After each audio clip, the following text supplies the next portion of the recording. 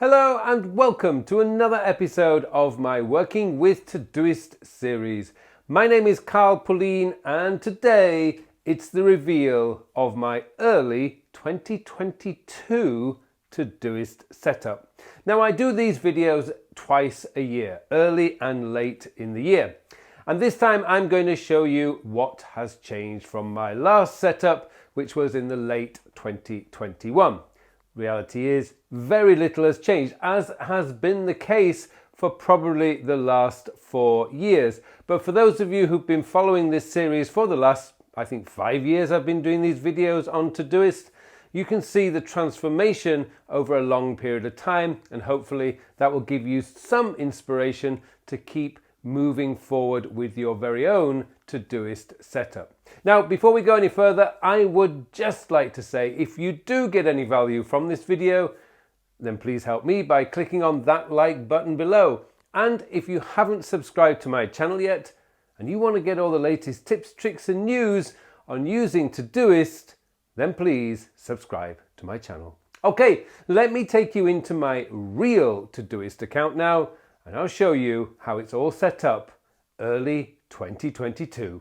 Okay, so let's get started, and we're just going to go down the list from the top down to the bottom, and we're going to start with my inbox. Now, my inbox is just set up as regular inbox. I don't have any particular views. It's not a board view. It's not separated. When I add something into my inbox, it just gets added just at the top, because this is just my processing area, if you like.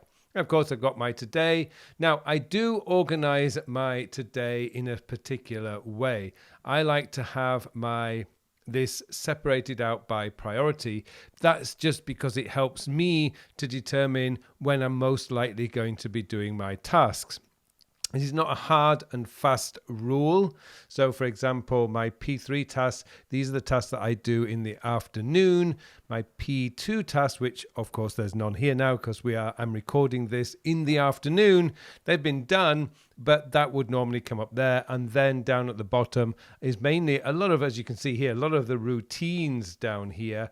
And I've got one which doesn't matter whether it happens today or tomorrow, but it would be nice just to get it off my list. So it's down for this evening. And that's it. Now, to get this set up, just in case you're curious, if you just go into your custom sorting here, you group by priority. That's it. Just group by priority. Now, these tasks are for today, so I don't need to organize or sort by date. And then we've got an order. So I just do this by ascending. Again, I don't know why. It could probably just be default, really. But it really doesn't matter to me because this is the today view and I don't assign anybody. I have no assignees in my main account. So that's it. So it's just the main thing to know is that I've got this grouped by priority. Now, you can group by due date, but it's not going to help you much today because this is the today view. But for me, I'm grouping by priority because I just want to see the order. And it also means that I can, because I'm using flags, when we get to it, I will show you my filters and how I use that. Upcoming is just the standard upcoming, and filters and labels. That's just where you go and create your filters and labels. So in my favorites, and I don't think this has actually changed since probably for the last 2 years, I've got my today objectives. Now, the reason I put this separate, and you'll see this in a minute, is because when I start the day, when I write my journal, I want to check that my today's objectives are just what are the 2 things that absolutely must be done today, non-negotiable, is going to happen today. And I only limit this to 2 things. Now, occasionally I do break my own rules and I do put in 3 objectives, but that is very, very rare. I would say that probably happens maybe 2 or 3 times a year, and it's probably because of a very special event that might be happening on that day. But essentially, this is just the 2 objectives, and I separate this because when I write my journal in the morning, I write these into my journal, these 2 objectives, because with Todoist or any task manager, once you check something off, it disappears. And I don't want to do that. I want a record of how consistent am I in clearing my objectives each day. So I copy these over to my journal every morning. Now, the place where I spend most of my day when Todoist is open is in today's focus. Now, this is anything with a flag. So not P4. Now, as I showed you in my today view, I've already done my morning task. So these are the 4 things that are remaining for me to do before I stop and have my dinner. That's basically it. I might do this actually early after dinner, but these things here I will do before I have my dinner. And then usually once I finish, before I go to bed, this is where I tend to look. Now, I do this late at night before I go to bed, before I go and brush my teeth. I usually open up this view, this favorite view, and I just look at what are my objectives for tomorrow. So here, this won't be here because this is today. This is doing my weekly planning tomorrow. And then I've got a few things down here. My weekly Robbie maintenance, by the way, my car's nickname is Robbie. So these are the things that I just want to check. And it's usually like refill the windscreen washer and just clean out the car or something like that. I clean out my bins in the office on a Saturday too. And so these are the things that I just want to do. This was just to get in touch with my financial advisor who's basically organizing, making sure my finances are in order. And I just want to increase the amount that I'm saving per month. So basically every 6 months, I increase it by $250 just to keep myself building up my savings. And that just comes up tomorrow because it's due. So these are the sort of things that I'm actually doing. This is where I spend my evening. And this really takes about 2 minutes at the end of the night. And that's why this is here. And then by the way, because I know I'm going to get questions. What are these filters? Let's just go into my filters. Now, I have a couple of things in here that the dashboard I do view occasionally. But today's objectives, that's really quite simple. It's just today and P1 because P1 is what I use for my objectives. So that is the filter query for that, and that's what you will get. Anything with a red flag that's got the today's date will be shown up in this filter view. Today's focus is, I shouldn't do that. Today's focus, let's just go into this one here. This one is today. I've just done that one, haven't I? That's objectives. Sorry, today's focus is this one here. And today and then exclamation mark, which means not P4. This then shows me anything that's got a flag that is not P4, i.e. no flag at all. And then my tomorrow's focus is 2 days and not P4. Now, 2 days, because if I've not done something today, I need to see that when I'm planning tomorrow. So that's why 2 days, which would include the first day is today, and the next day is tomorrow, so that gives me that view. Those are my filters. Now, just in case anyone asks my dashboard, I will just give you that. I'm just going to tap home. I didn't mean to do that. I'll just bring that back up. I'm just going to tap H, which is home. This is my dashboard view. So these are my week's focus, which is essentially on my Achilles tendon rehabilitation. I don't have a major problem with Achilles tendon, but I do have a little bit of tendonitis and it needs to be stretched regularly. And right now, this month I'm focused on my exercise and healthy eating because in April, May, I was doing a lot of traveling and my exercise went to shot. So I'm getting back onto track with that, exercising every day and making sure everything's done. I also have a here where I will see my inbox so I can see anything that's coming up. So every time I open up Todoist, what it's just going to show me is what is my focus for this week, anything that's in my inbox, and what's on my task list today. And that's the order that I want to see it. So if I go back to my filters and labels, you will see that this is overdue, because I want to know any task that is overdue, comma, / this week's focus, because that is in my, I'll show you that when we come to it in a moment, but that's in my objectives for the week, and comma, inbox, I want to see what's in my inbox, and then today. So that is a little bit more of a complex filter query, but it's showing me anything that's overdue right up at the top. It's then showing me what my focus this week is, which is a section, as you can see with the / there, and it's showing my inbox and today. So that is my dashboard view. I love it because every time I open up, I get to see my dashboard right here. Anything overdue will be right up at the top here. and then I've got my focus, which is healthy eating basically this week, and then down here I've got the tasks that I've got to do today. It's just a good overview of where I am this week. So that's my filters that I use. Now this week, these are the things that I've got remaining left to do in this week. This isn't going to happen. It's actually got a date on the 30th of June now. I've already made a decision that this isn't going to happen. I'm going to do this at the end of the month, and I know that we will be going to the bank on that day because my wife has to go, so I thought I'm going to do that. So once I have something like this where I've decided to change the date, I'm just going to move that now into this month. That even if I miss that, it's going to come up on the date. This is another example of me breaking my own rules, because generally anything in next week, this month, or next month, I don't date. The rule is don't date it. But if I actually know that that is what I'm going to do on that date, I can just save myself a little bit of time and just do that now. So these are the things, these are the unique tasks that just need to be done this week, and there's plenty of time to do that because I'm now recording this on Friday. These will all get done. And then I've got my recurring areas of focus, which is all related to my core work and my areas of focus. That's it. I don't put routines in here. Now, the thing I've had about these is I record YouTube videos every Friday, but that is part of my core work. Now, you could argue that this is a routine. Equally, you could argue that upload this video, which I will be uploading on Saturday, is a routine. Yeah, sure. I could describe that as a routine. This is where you get flexibility. There's no hard and fast rules. It's just, for me, I see uploading my YouTube video as part of my core work. It's got to be done. And it's in the recurring areas of focus. But it's up to you what you put in here. The only thing I say is anything that goes in here must be something that is important to you. And all these things are important to me.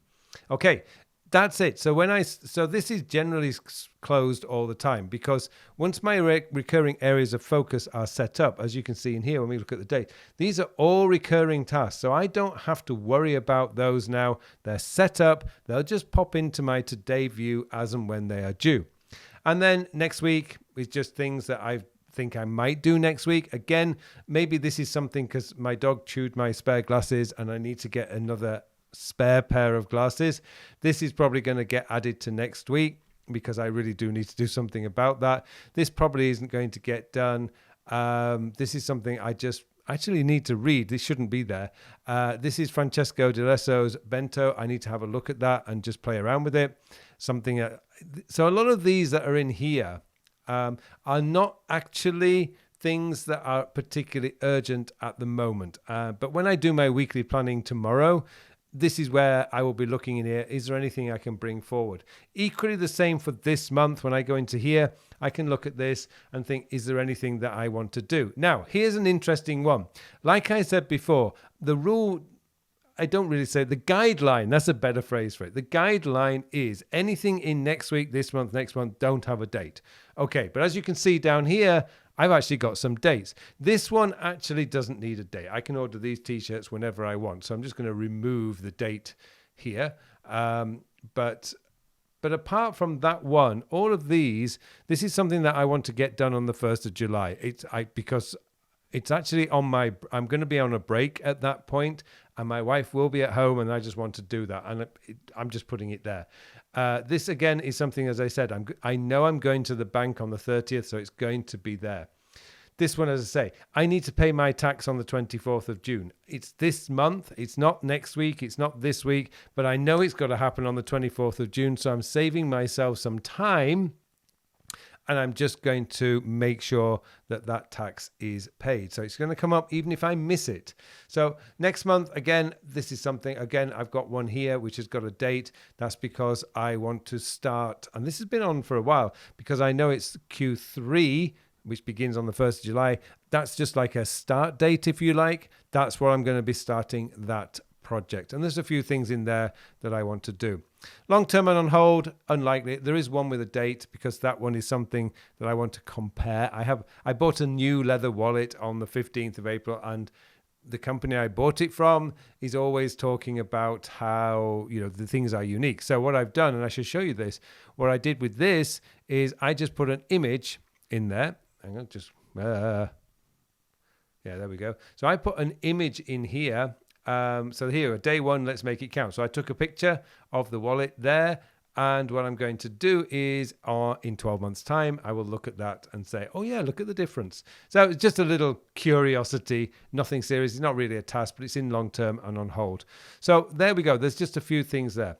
Now, routines are just straightforward. These are now divided up into sections. So I have a section for daily. You can add a section, by the way, by just dragging your mouse down. You can see I can add a section now.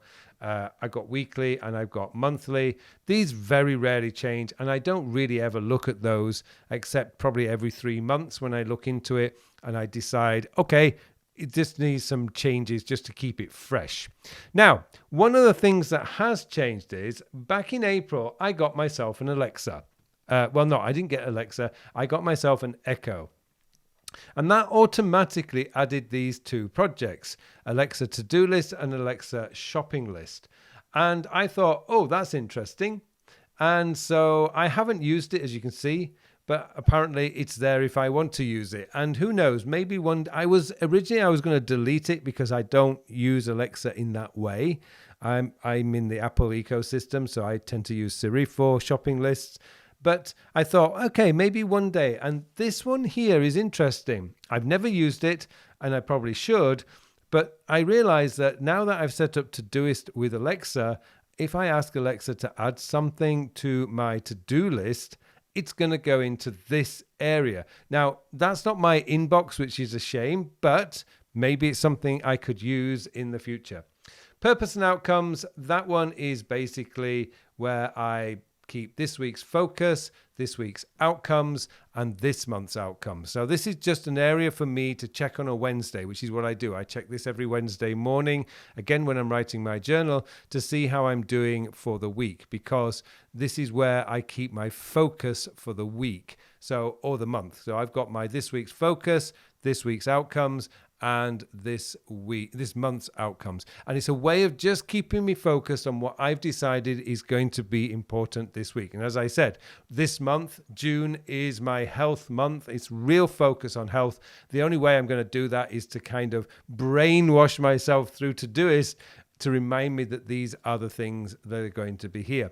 And by the way, if anyone's curious, they didn't see any exercise in any of these lists above that. That's simply because for me, exercise is an event. I have to stop and do it. If I don't schedule it, I will skip it. So exercise, when I exercise, goes into my calendar. But this is just a little reminder that I need to be doing at least 20 minutes of exercise every single day. So far, being Friday today, I've had a good week. Goals and objectives is very personal, so I'm not going to show you that, but that is just my personal goals and my objectives for this year. That's all it is. You can just write out your goals very much in the way that I write out my projects. So it's all separated out into Q1, Q3. And this is exactly how I do for my personal goals and my objectives. But in Q1, I've already completed those. Q2, we're just finishing off. Why have I got this twice? I'm being very good, but I only need it once. So I've got one big project to finish and I've got 3 weeks to finish it. That's a nice problem to have, isn't it? And I've also recorded, I think, 95% of the course. So that is going to be finished off probably next week and then launched the week after. And then we're moving into Q3. Q3, I've got my Time and Life Mastery update, which is a big update, and I'm really excited about that one. More details on that nearer the time. And I'm also, toward the end of the quarter, I'm going to start finishing off the edits for the Time Sector System book. The final course that's going to be an update, which should just be a small update to the Productivity Masterclass course. And then we're into the Q4. And these are all the things that I actually want to do in Q4. It might not happen, but these are the things this is very much a maybe, but it's on the list, and I will be going to Ireland for 10 days around Christmas.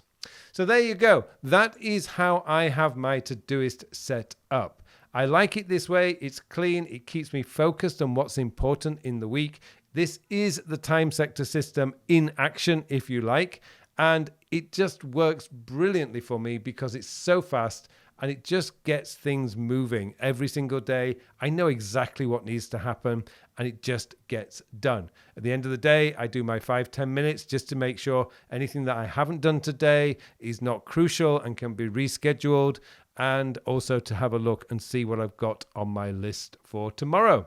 And there you go. Well, thank you very much for watching this episode, and it just remains for me now to wish you all a very, very productive week. Hello, thank you very much for watching my videos. Now I have something exciting to tell you about.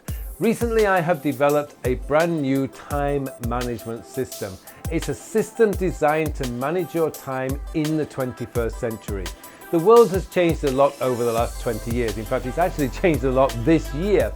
And what we need now is a system, a time management system that is very easy to use, easy to maintain, so that you can spend more of your time doing the work. And that's what the time sector system is all about.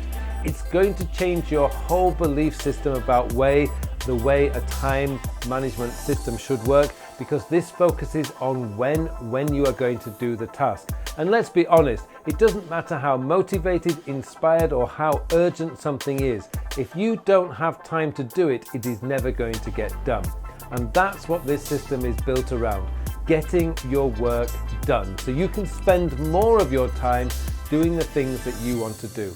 I hope you join me in this course. The full details of the course are in the show notes below, so please join me, and thank you very much for watching this brief video.